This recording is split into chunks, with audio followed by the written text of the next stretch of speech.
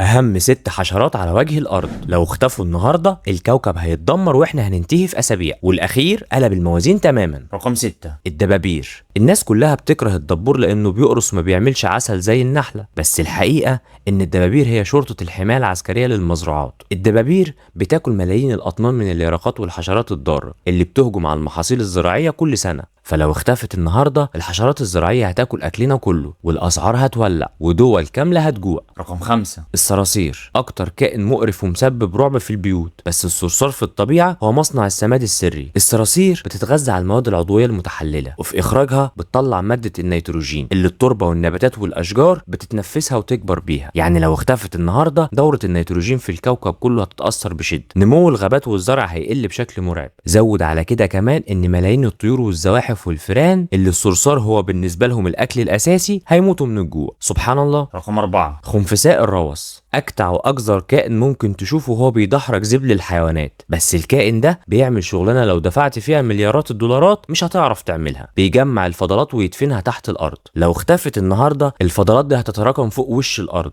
الملايين من أطنان روث الحيوانات هتعفن وهتنتشر الطفيليات والبكتيريا، وذباب الماشية هيتضاعف بالمليارات، والحيوانات المزرعية هتموت بالأوبئة، والتربة هتتحرم من أهم سماد طبيعي بيمدها بالنيتروجين. رقم 3.